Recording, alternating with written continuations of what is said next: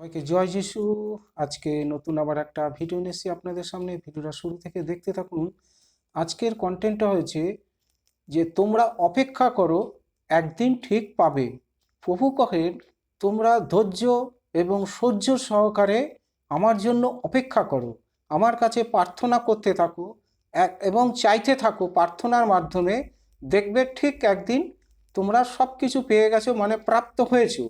তাই ধৈর্য সহ্য যেন তোমাদের অন্তরে থাকা যায়।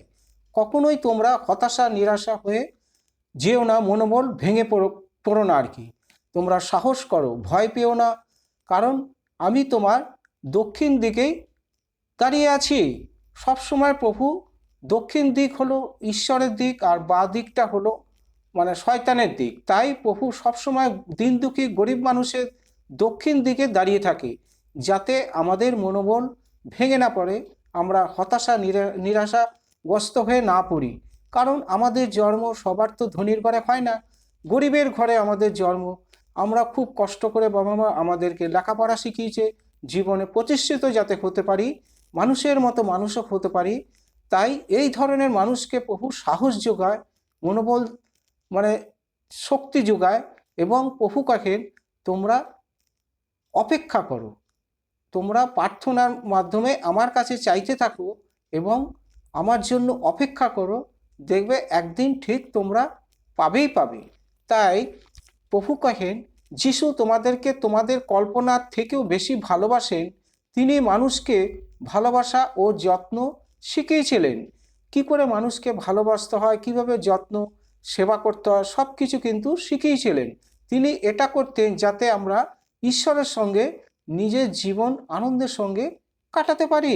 যেমন আদম ও হাবা মানে অবাধ্য হওয়ার আগেই জীবন কাটাতো, যারা ঈশ্বরের কাছ থেকে অবাধ্য হয়েছিল তার আগেই যেরকম কাটাতো। তুমি যাই করো না কেন তোমার জন্য তার ভালোবাসা কখনোই বদলাবে না। মানে আমরা যে কর্মই করি না কেন, প্রভুর কাছে কিন্তু আমাদের ভালোবাসা কখনো কোনোদিন বদলাবে না।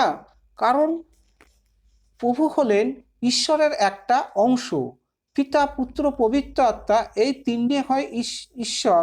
তাই পুত্রকে মানে স্বয়ং ঈশ্বর মানুষ্যরূপে জন্ম দিয়ে পৃথিবীর বুকে পাঠিয়েছিলেন, যাতে এই প্রভু যিশুর মাধ্যমে আমরা পরিত্রাণ প্রাপ্ত হই, সমস্ত পাপ অপরাধ থেকে মুক্তি পাই, সমস্ত রোগ ব্যাধি এবং দুঃখ কষ্ট অভাব অনটন থেকে আমরা যেন পরিত্রাণ পাই।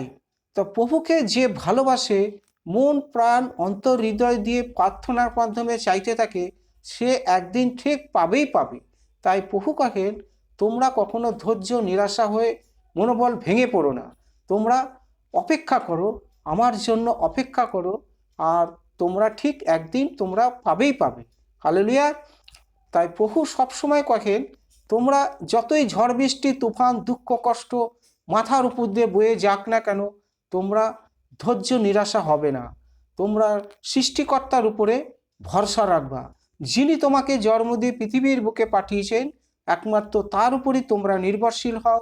তার উপরে জীবনের সমস্ত ভার চাপা পাওয়া দায় দায়িত্ব সমস্ত কিছু চাপিয়ে দাও, দেখো তোমাদের জন্য কি করে। আজ হোক কাল হোক তিনি তোমাদের জন্য সমস্ত মানে চাওয়া পাওয়া থেকে কোনোদিন বঞ্চিত করবে না।